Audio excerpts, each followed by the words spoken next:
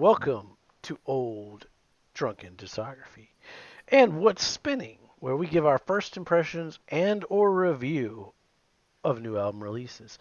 Today we are talking about the Queens of the Stone Age, in Times New Roman, dot, dot, dot. With me today we have Tim and What's Will. happening? Rated R. And so let's talk this album here. This is a new album that come out. First song has some of the coolest guitar noises I've ever heard. I don't like the song as much, but just sonically and tonally, it's pretty cool. Yeah, it might really be neat. the weakest song on the album. I don't know if I agree with that, but it's my least favorite song is Made to Parade for some reason. That's the other one that's a contender, but I still like both of these songs. I actually love this album. I think this album is fantastic. Nothing I disliked on the record, like audibly thought, oh, this is bad at all. None of that. So I'm not a Queens of the Stone Age fan. This is the first Queens album that I heard all the way through. Oh wow. My only relationship with them is the songs that I like expert 5-starred on Rock Band. Hadn't heard, I didn't know they had this many albums, but that's the beauty of this show. This is number 8? Yeah. Yeah, that's the beauty of the show is we hear shit that we don't normally listen to. And I did listen to this album. I think we talked about it when we did Rancid Foo Fighters about how somebody was going to like, one of us every week should just not listen to the new album. Yeah. I mean, there was no way I was not going to listen to this album. Dude, to be fair, long way back. Like, I've been looking forward to this album, and this album delivered. I think for the Queens of the Stone Age fans, I think this album delivers in a way that the last two albums did not. See, I haven't heard anything since Songs for the Deaf, so I missed those two records. So I think this fits like really nicely after that. You got Lullabies to Paralyze and Era Vulgaris. Both are two albums I think are masterpieces. I love them both. Like this band does not have a bad album. We just got done recording another one that doesn't have a bad album. And Queens of the Stone Age is definitely there. Yeah. And the deeper you dig, the better it gets. This one does. It feels like a really good follow-up.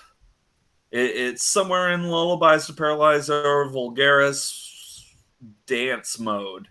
Like for a dark, depressing, like I just went through a very public divorce and had a bunch of friends, including Mark Lanigan. It's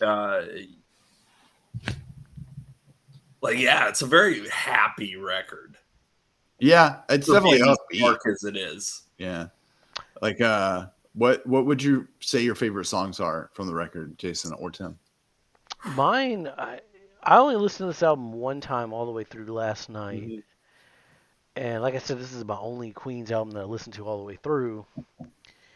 And what grabbed me, that opening track wasn't bad, but it wasn't, I was just like, okay. Yeah. But Paper Mache was really good. That one. Paper Machete. Yeah. Machete. That one woke me up. I was like, that's a pretty good song. Straight Jacket Fitting was really good. And Carnavoyeur, I really liked. Which was the second single. Oh, it was? Yep. I didn't even know they had singles because I don't pay attention to that shit. Oh, yeah? But, No, this what was the first single? The first single was Emotion Sickness. Okay. All right. That's fair. I get that. I can see that. Yeah. And then Carnavoyeur came out about a month ago. And then like last week, Paper Machete came out. Yeah. Paper Machete sounds like the classic Queens of the Stone Age song. Like it's got that total like 3s and 7s, Little Sisters, guitar solo sound. Yeah. I like that one. That was probably my favorite. First listen through, Paper Machete was my favorite. Yeah, that was my favorite on the first listen through. On the second listen through, though, I got to give props to Sicily. Sicily's great. That I'm track loving that one. it pushes that band to a different level that I don't think I've ever heard them at. Like it was almost like I don't know, like the I mean, it feels like Villains meets the first album. Yeah. Honestly, to me, it's just got that. It's the songwriting and the structure on it is just like builds. It also reminds me a lot of the Iggy Pop album that Hami produced, the post-pop depression. It's got that kind of feel, which the feel they were going for on that album was the classic Iggy sound that he was doing with David Bowie. And I get a lot of David Bowie stuff on here too, like Carnivoyeur, Time and Place, Sicily. I get that kind of 80s dance pop, but it's still rock vibe. My favorite song so far, though, might be What the Peephole Say. I love the bass groove in it. Negative Space has a great bass groove as well. I like Time and Place was really good too. Like I love that little hip hop, trip hop beat in the middle of it. Like that, those 3 tracks, Paper Machete, Negative Space, and then into Time and Place are just like, that's a good opening to a fucking record, man. It's just excellent. That's a great fucking song name too. What the people say. Yeah. I mean, Hami's been great at that for decades. They are. I mean, of scenery, Paper Machete. Paper Machete, Carnivoyeur. That's great, Straight that's some witty shit. It was pointed out Emotion Sickness was originally used by Silverchair, but that's still pretty good. Yeah. I'm not going to hate on Silverchair, man. They weren't bad. They weren't good either, though. Yeah, I know the big Nirvana guys are not going to like Silverchair, but they weren't bad. They weren't a terrible band. They were young kids. They did their best for what they could do. I'll give them the first 2 albums and most of Anthem. Yeah, I only know Frog Stomp and the one after that, so I don't know That's pretty much where I'm at. And I haven't listened to those in years. And like last time I heard Frog Stomp, it was like, it's dated. Wait for tomorrow. That said, it's still better than 7 Mary 3. Who remembers that band? Oh God, I do. Every time I take a piss in an American standard toilet, I think of that band. That band has become cumbersome. Yes, they have. I went down to the water's edge. I did my little L. I sing like this. There's so many shitty bands from that time. 3 Doors Down was another one. And that was one of the reasons why I loved Queens of the Stone Age. Yeah. You had all that shit going on and the new metal garbage. And then, the one that got me was Rated R 2000. Vocals that were really kind of soft and pretty, like was the antithesis to everything else going on. The riffs were great.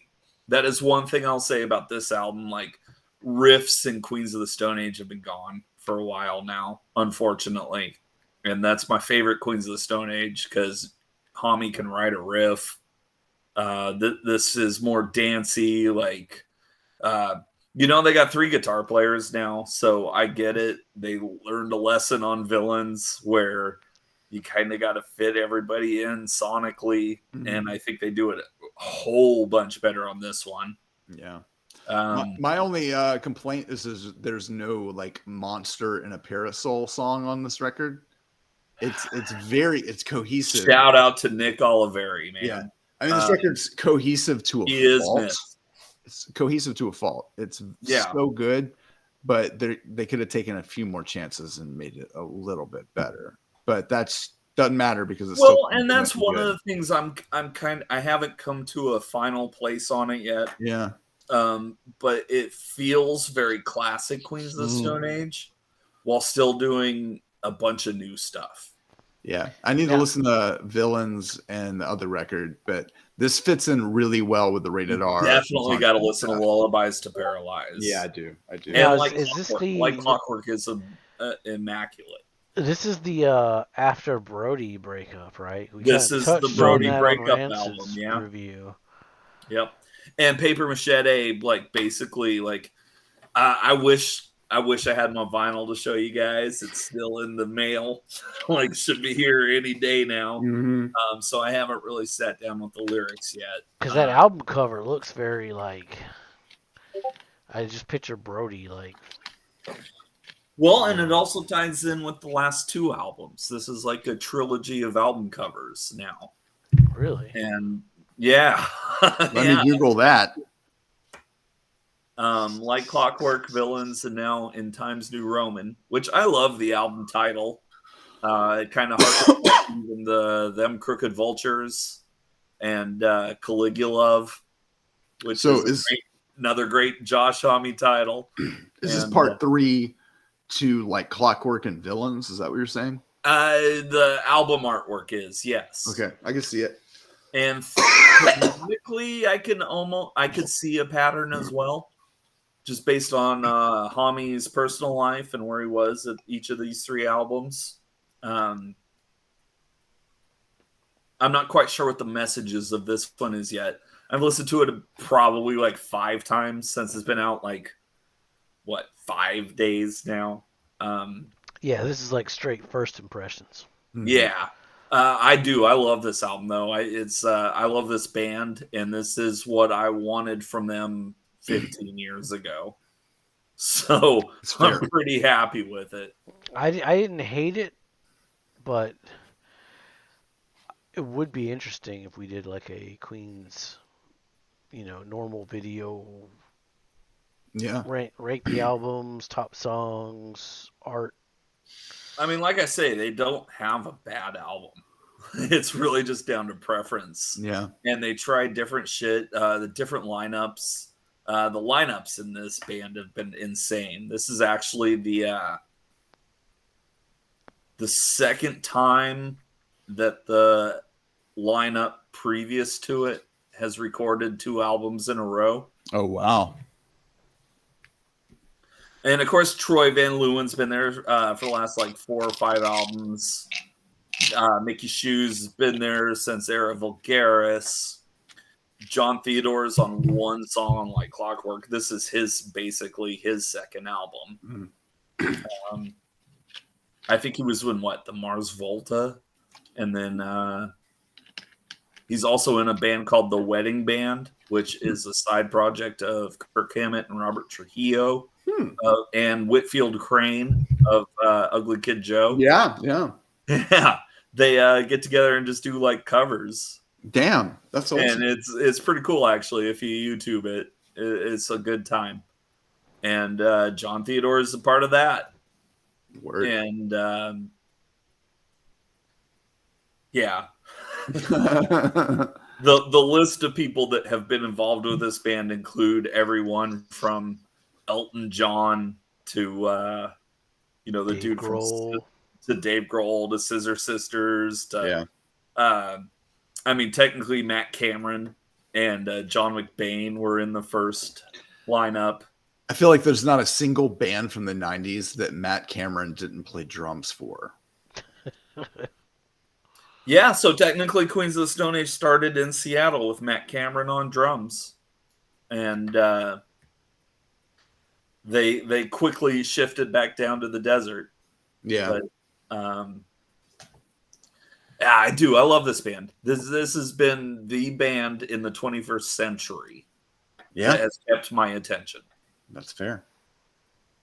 And really, the only band. Like, I tried to get into the White Stripes, and they were a band where it's like the singles were cool, and maybe the album's okay, but there's a lot of bullshit. I like the White Stripes, but they are very repetitive. Yeah, I like them too. I like them too, but they're not as interesting as this. Yeah, I will say that just this album alone, every song was a different feel. Like it, They've kind of mastered the production aspect. Yeah. Like, they know how to build a it. record with a flow. From song to song. Like they're good. They can go with the flow all day long. I could 5-star that on Rock Band. I'm telling you. I love that song. It's so good. It's so all right, good. so I guess we should do final verdicts, man. I won't say it's my favorite album I've heard this year for 2023. It's probably number 3. I'd put the Bouncing Souls over this. Mm, That's more my wheelhouse. And I'd put Metallica 72 Seasons over this. I really liked 72 Seasons. it's fair. I will give this an 8 out of 10. That's going to be my judgment because it's a great Stone Queens record, but I don't think it's as good as the records that I do know. But it's still a solid damn effort and worth listening to. If you like this band, you will love this record. If you don't like this band, you'll not hate it. It's still a good record. I can't rank it with the other albums because it's the only Queen It's the song only one you I've heard, know. so Yeah, yeah. I didn't Yeah, hate I it. mean, So as the fan, if I'm ranking it, it's definitely mid tier, but that's because this band has like 3 or 4 Yeah, at just least classics. masterpieces. Yeah, um,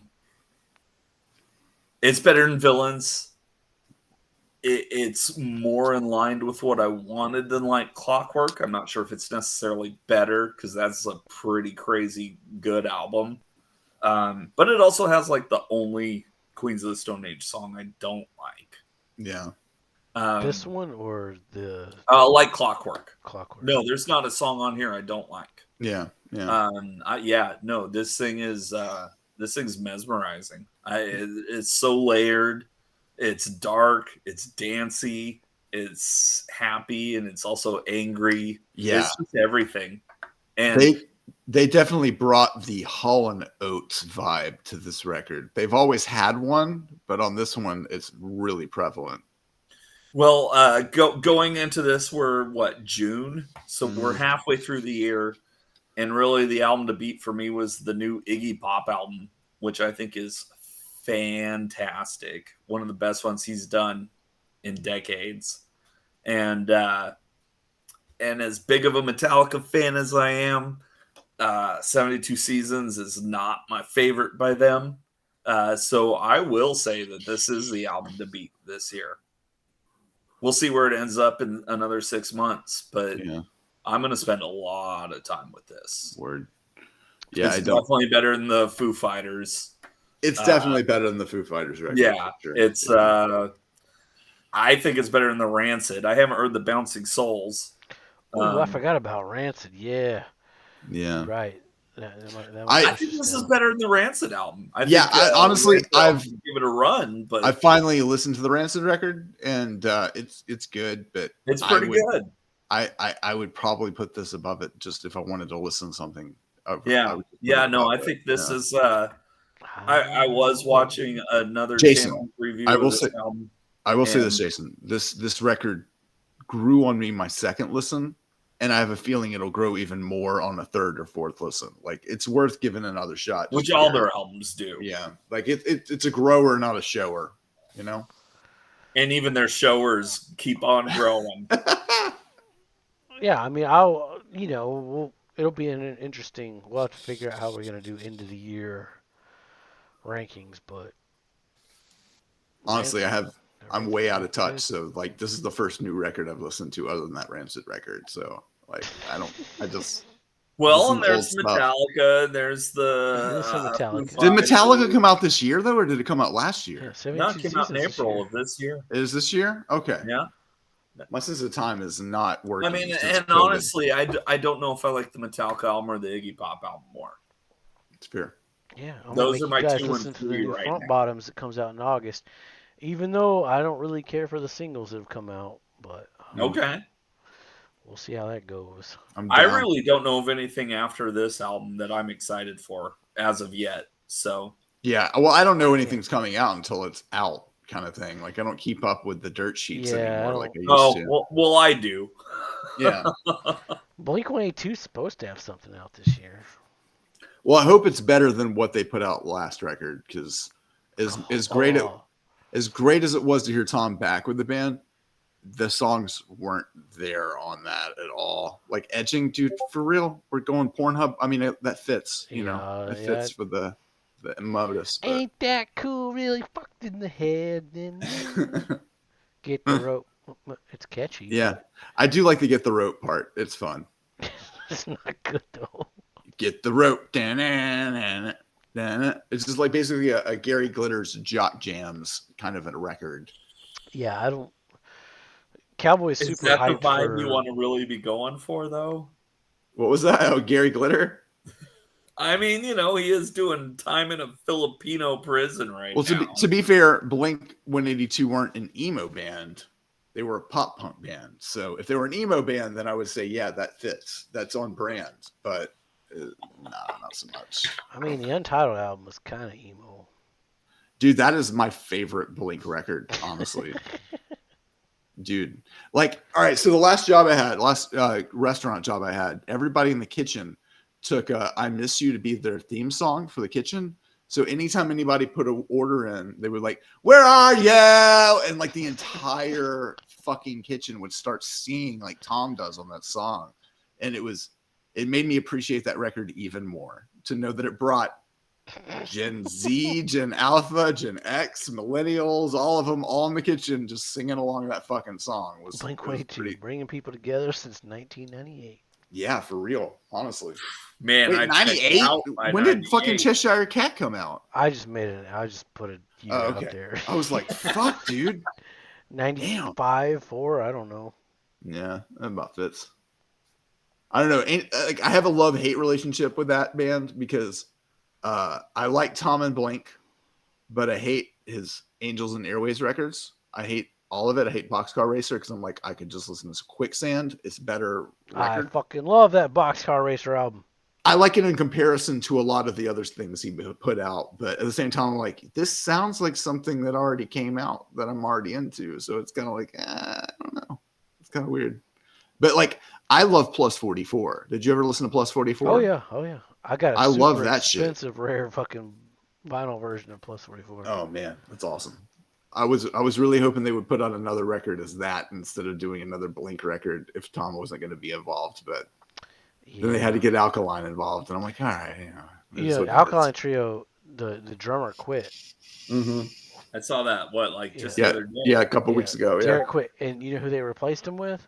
no, The fucking drummer from Angels and Airways, Adam. I saw that. Yep. Oh, okay. Yeah. It's like, damn it, you guys are just tied together now. It's an incestuous world if you're a musician, man. It's just what it is, man. It's crazy. But anyway, yeah, I'd be looking forward to a new Blink album. But Queens of the Stone Age, I'm mildly interested. I'd be down to cover this band. I mean, it gets better than this. Yeah, it's true. It is true. Yeah, I mean, I like this playing is the the songs mid on Rock album, Band. just kind of by default at this point. Yeah. All right. Well, let's. I need to sleep, so let's go smash or pass on this record. Smash or pass, Jason. What you got? I'll smash. I won't pass on it. It's decent. Yeah. It's decent. Yeah. There's some good songs on it. And we already know what Tim's going to say, so I'll Yeah, say I'm going all night long. Yeah, he's gonna hit that shit all night. I'm gonna give it a smash too. Yeah, for real. It's a good record. It is. It's really good. It's really good. And yeah, is it the best Queens of the Stone Age album? No, but it's a Queens of the Stone Age album. So, but it's the Queens of the Stone Age, and they don't disappoint. Like, no. Yeah, even like my least favorite album is still really good. Yeah, that's awesome. All right. Well, if you want us to cover this band on the channel, let us know in the comments below. Blah blah blah. Hit the subscribe button. Go check out our video on No Use for a Name, which will come out in a month from now. And be safe, make good decisions. Yeah. Nicotine, gallium, Vicodin, marijuana, ecstasy, and alcohol.